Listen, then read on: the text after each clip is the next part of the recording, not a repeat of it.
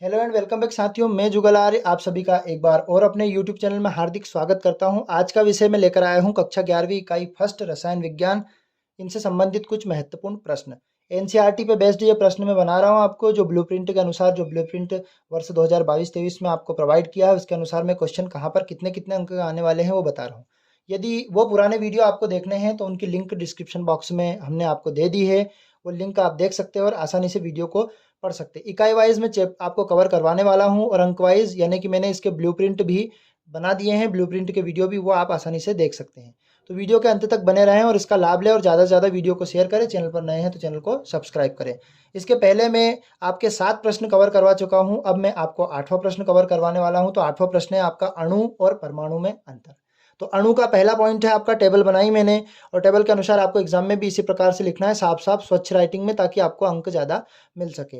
यह पदार्थ का वह सूक्ष्मतम कण है जो स्वतंत्र अवस्था में रहता है या पाया जाता है, जबकि जो परमाणु है वह किसी भी तत्व का सूक्ष्मतम कण है जो कि स्वतंत्र अवस्था में नहीं पाया जा सकता। जो अणु है वो तो पदार्थ में स्वतंत्र अवस्था में पाया जा सकता है, कहाँ पर? पदार्थ में, और परमाणु है ये तत्व में। तो पदार्थ और तत्व के बारे में हमने पहले बता दिया है। अब इसका दूसरा पॉइंट है, यहाँ किसी रासायनिक अभिक्रिया में प्राय भाग नहीं लेता है। कौन? अणु। जब भी कभी कोई सी रासायनिक क्रिया होगी तो उसमें भाग नहीं लेगा, जबकि परमाणु है वह रासायनिक क्रिया में भाग लेता है। थर्ड वाला पॉइंट देखते हैं इसका, यह रासायनिक क्रिया में प्राय परमाणु से विभाजित हो जाता है, जबकि जो ये आपका परमाणु है वह रासायनिक क्रिया में बट नहीं जाता है, वह विभाजित नहीं हो पाता है।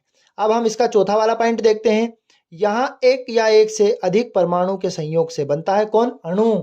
एक या एक के अधिक परमाणु के संयोग से बनता है, जबकि यह रासायनिक क्रिया में भाग लेने वाले तत्व के सूक्ष्मतम कण से बनता है। तो यहाँ पर हमने अणु और परमाणु के बारे में समझा। इसके बाद जो अगला क्वेश्चन देखते हैं उसको बड़े ध्यान से समझें, जो कि आपके एग्जाम की दृष्टि से बहुत ही इंपॉर्टेंट है। वहाँ आणविक सूत्र और मूलानुपाती सूत्र के बारे में है, जो आप इसको समझें। क्वेश्चन नंबर 9, आणविक सूत्र किसे कहते हैं? उदाहरण से अणुसूत्र ज्ञात कीजिए। माने इसका सवाल हमें बताना है कि अणुसूत्र किस प्रकार से हम ज्ञात कर सकते हैं। तो आणविक सूत्र का पहला वाला पार्ट देखते हैं। तो अणुसूत्र, यौगिक का वह सूत्र जो यौगिक के अणु में अवयवी तत्व जैसे कि परमाणु की वास्तविक संख्या को प्रदर्शित करता है। अब जो परमाणु होते हैं उनकी वास्तविक संख्या को प्रदर्शित करता है, वह आणविक सूत्र कहलाता है। आणविक सूत्र का फॉर्मूला होता है, आणविक सूत्र बराबर मूलानुपाती सूत्र इंटू एन। और यहाँ पर जहाँ एन एक पूर्ण संख्या है, जैसे नंबर होते हैं 1 2 3 4, जो जहाँ पर हमें ज्ञात होती है या दी जाती है, निकालनी पड़ती है। जो यौगिक के अणु द्रव्यमान को मूलानुपाती सूत्र द्रव्यमान में भाग देते हैं तो एन का मान ज्ञात हो। अब अणु द्रव्यमान कहाँ से याद होगा? जब आप आवर्त मोजली की आवर्त सारणी पढ़ोगे, उसमें परमाणु क्रमांक और परमाणु भार होंगे, तो परमाणु भार के अनुसार हम इनको चलेंगे और निकालने वाले हैं। तो ध्यान से समझे। सबसे पहले इसका एक एग्जाम्पल आपके सामने मैं सेट कर देता हूँ या बता देता हूँ, और आपके लिए वर्क में भी आपको मैं वो एग्जाम्पल दूंगा करके लाने के लिए दूसरे वाले, ताकि आप उनको बनाएं और हमें बताएं कि ये एग्जाम्पल आप किस प्रकार से बनाएं। फिर हम, यदि आपको नहीं आते हैं तो उनको मैं आपको एक्सप्लेन करूंगा। तो पहला वाला एग्जाम्पल है आपका कि एक यौगिक है और यौगिक का प्रतिशत संगठन इस प्रकार दिया गया है। जैसे मान लो कार्बन है, तो कार्बन कितने प्रतिशत मात्रा में दिया है? 40%। हाइड्रोजन है तो हाइड्रोजन कितने प्रतिशत मात्रा में दिया है? तो वो दिया है 6.66%। और ऑक्सीजन है तो ऑक्सीजन दिया है 5.34%। यौगिक का मूलानुपाती सूत्र ज्ञात कीजिए। यदि यौगिक का वाष्प घनत्व आपका 30 हो तो उसका अणुसूत्र भी ज्ञात कीजिए। तो यहाँ पर हम ध्यान से समझते हैं, अणुसूत्र क्या होता है आपका। तो वो अणुसूत्र में हम देखते हैं, पहले अणुसूत्र ज्ञात करने के लिए हमें पहले मूलानुपाती सूत्र ज्ञात करना पड़ेगा। तो मूलानुपाती सूत्र पहले अब मूलानुपाती सूत्र समझ लेते हैं। तो मूलानुपाती सूत्र क्या होता है? तो ये यहाँ एक थोड़ा सा नोट आपको बता देता हूँ मैं। इसमें एनटीपी पर समस्त गैसों के मोलों का आयतन जो होता है 22.4 लीटर होता है, और एनटीपी पी का फुल फॉर्म है नॉर्मल टेम्परेचर और प्रेशर, ये एनटीपी का। अब यहाँ पर क्वेश्चन थोड़ा सा वहाँ देख लेते हैं, बीच में हमने उसको क्वेश्चन को डाल दिया है, तो उसके पहले ये समझ लेते हैं। तो मूलानुपाती सूत्र समझते हैं। मूलानुपाती सूत्र, क्वेश्चन नंबर 9 देख के, मूलानुपाती सूत्र किसे कहते हैं? तो किसी भी यौगिक का मूलानुपाती सूत्र वह सूत्र होता है जो यौगिक के एक अणु में उपस्थित तत्व के परमाणु, यानी अणु में उपस्थित परमाणु और परमाणुओं की संख्या, यानी कि परमाणु द्रव्यमान, जो परमाणु क्रमांक होते हैं उनका लगभग दुगना होता है, यह परमाणु द्रव्यमान होता है। जैसे कि परस्पर सरल एवं पूर्णांक अनुपात में होते हैं। उदाहरण के लिए मर्क्यूरस क्लोराइड, मर्क्यूरस यानी कि Ag2Cl2, इसका मूलानुपाती सूत्र आपका हो जाएगा AgCl2। तो पहले मैं आपको मूलानुपाती सूत्र निकालना बता देता हूँ, लगभग उसमें n का मान निकालने पर यह अणुसूत्र आपका ज्ञात हो जाएगा। तो पहला एग्जाम्पल इसका दिया हुआ है, एक यौगिक है, उस यौगिक में आपके मान दिए गए हैं कितना, जैसे कि यौगिक में आयरन जो है, आयरन जिसको लोहा बोलते हैं, उसकी प्रतिशत मात्रा कितनी दी है हमारी, तो उसकी प्रतिशत मात्रा दी है हमारी 20.15%। तो यहाँ ध्यान से समझते हैं, पहले जितनी जितनी प्रतिशत मात्राएं दी है उन प्रतिशत मात्राओं को हम लिख लेते हैं। तो आयरन यानी कि लोहे की प्रतिशत मात्रा, यानी तत्व जो है हमारा Fe दिया है तो Fe लिख लेते हैं, और Fe की प्रतिशत मात्रा दी है हमारी 20.15 यानी कि 15, तो 20.15 यहाँ प्रतिशत मात्रा दी हुई है। फिर यहाँ पर सल्फर है, तो सल्फर या गंधक जिसको एस से दर्शाते हैं, एस की प्रतिशत मात्रा कितनी दी है, तो एस की प्रतिशत मात्रा आप ध्यान से खुद समझ सकते हैं, क्वेश्चन में दी हुई है 11 पॉइंट, ये यहाँ दी हुई है ये, तो ये कितनी दी है 11.51% दी है। फिर इसके बाद ऑक्सीजन है, ऑक्सीजन को हम कहाँ से दर्शाते हैं, ओ से, तो ओ की प्रतिशत मात्रा कितनी दी है, तो ओ की प्रतिशत मात्रा हमें ध्यान से समझे 23 पॉइंट, यह भी दिया हुआ है, वही क्वेश्चन हम आपको बताते हैं, तो 0.2% दी है। अब बचा क्या, क्रिस्टलीय जल, तो जल का जो फार्मूला होता है, जल का फार्मूला होता है H2, यानी कि हाइड्रोजन के 2 अणु और ऑक्सीजन, यहाँ पर जल बनता है, तो जल की प्रतिशत मात्रा दी है आपकी 45.32। अब यहाँ पर परमाणु द्रव्यमान, किसका परमाणु द्रव्यमान, यानी कि लोहा जो है, इसका आयरन है, आयरन का परमाणु द्रव्यमान कितना होता है, तो आयरन का परमाणु द्रव्यमान होता है हमारा 56, है ना। तो यहाँ पर कहाँ से आपको ये याद करने पड़ेंगे, प्रोडक्टिकल सारणी से। तो 56 इसका परमाणु द्रव्यमान होता है, तो इनके सामने मैंने 56 परमाणु द्रव्यमान लिख लिया। फिर गंधक, ये आपको खुद स्वयं याद करने पड़ेंगे। गंधक यानी कि सल्फर जो दिया हुआ है आपका, सल्फर की जो प्रतिशत मात्रा के सामने मैं उसका परमाणु द्रव्यमान लिख दूंगा, तो उसका परमाणु द्रव्यमान होता है 32। अच्छा, कभी कभी क्या होता है, ये आपकी जो प्रश्न दिया है, इस प्रश्न में यहाँ पर दे भी देते हैं कि इसका परमाणु द्रव्यमान, यदि पर हम यदि नहीं दे उस कंडीशन में आपको याद करने पड़ेंगे। तो ऑक्सीजन का परमाणु द्रव्यमान, तो ऑक्सीजन का परमाणु द्रव्यमान होता है 16।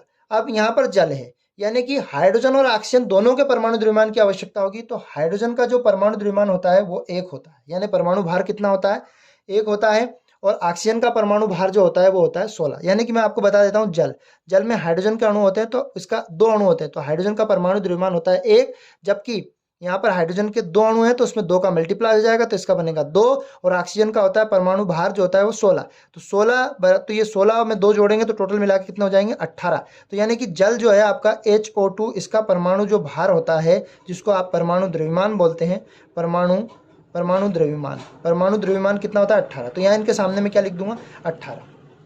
अब इनके जो अनुपात हमें बनाने हैं, किन के अनुपात बनाने हैं, लोहा, सल्फर और ऑक्सीजन और जल के, तो अनुपात कैसे बनेंगे, यानी परमाणुओं के अपेक्षिक संख्या। तो परमाणु की अपेक्षिक संख्या ये होती है कि जो प्रतिशत मात्रा होती है, प्रतिशत मात्रा यानी कि इसकी जो आयरन की है 20.15, इसमें कितना उसके जो परमाणु भार है या परमाणु द्रव्यमान है उसका भाग लगा देते। तो परमाणु भार का यदि भाग लगाएंगे तो इसका आएगा, भाग लगाना सभी को आता है, तो भाग आएगा इसका 0.359 डिवाइड आप करोगे तो ये, या इसको काटोगे तो इतना आएगा।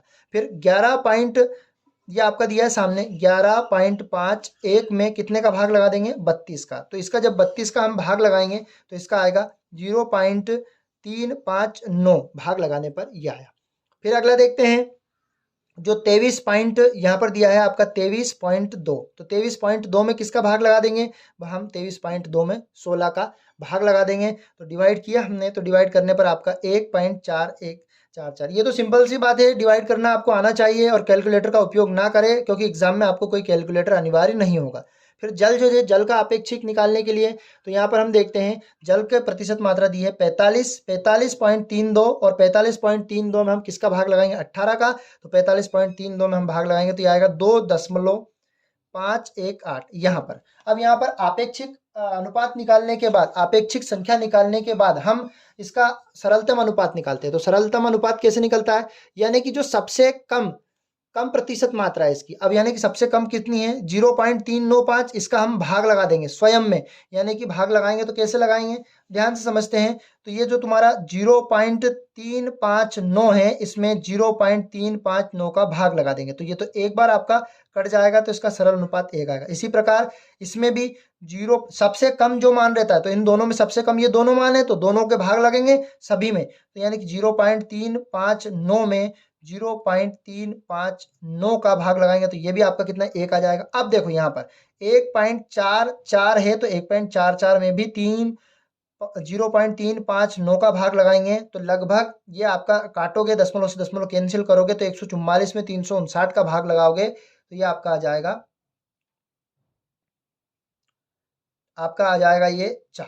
लगभग दशमलव में यदि आता है तो उसका फिक्स मान हम मान लेते हैं 4 या 5। इसी प्रकार यहाँ पर 18 से भाग लगाएंगे इसमें, यानी कि इस दशमलव में स्वयं में भाग लगाएंगे तो ये 2.51, यहाँ पर संख्या कम है, माफ करना, तो यहाँ पर 1400 होगा, 1400 में भाग लगाएंगे। 2.518 में हम कितने का भाग लगा देंगे, 0.359, जो कहाँ से आया, इसी आपेक्षिक संख्या का सबसे छोटा मान जिसमें बारी बारी से सभी में भाग लगाना है, तो इसका आया 7।